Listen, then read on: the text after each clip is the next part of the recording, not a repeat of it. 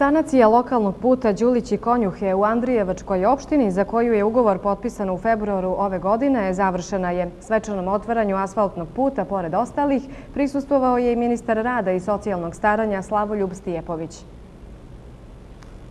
Zbog velikog oštećenja nije se pribjegavalo krpljenju rupa, već je asfaltnom masom presvučeno svih 3 km i 600 metara puta, čija prosječna širina iznosi nešto preko 3 metra.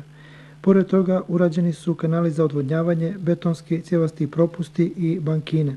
To je dakle dokaz da smo mi zaista bogata država čiji možemo u vremenu tranzicije, u vremenu sveobuhvatnih ekonomskih, pravosudnih, obrazovnih i ostalih reformi da stižemo, da imamo sredstava, da imamo snage i autoriteta se bavimo i ovim, dakle, tako da kažem, običnim životnim pitanjima. Ovo je samo jedan od projekata koji su realizovani u protekloj godini u ovoj mjesnoj zajednici, zašto je, po riječima Stijepovića, vlada Crne Gore izdvojila oko 200.000 eura.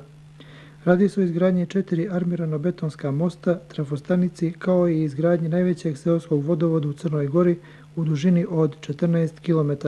Mislim da će se stvoriti neki preduslovi za neke bolje uslove života u ovom području i nadamo se, ne bi ni radili da se ne nadamo da će malo se zadržati ovdje nekakav život, ostati stanovništvo na ovom području.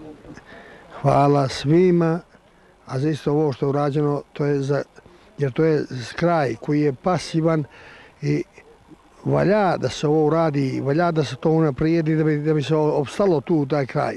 Ovaj putni pravac koji je napravljen do centra sela vjerovatno će imati posticaja za razvoj turizma u ovom kraju, jer ipak tu su komovi Prokletije i mi se nadamo da ćemo u tom domenu ipak neke stvari u budućnosti da ostvarimo.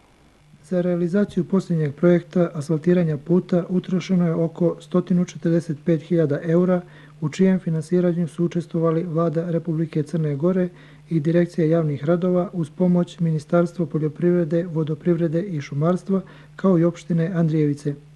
Za MBC televiziju Perica Jokić.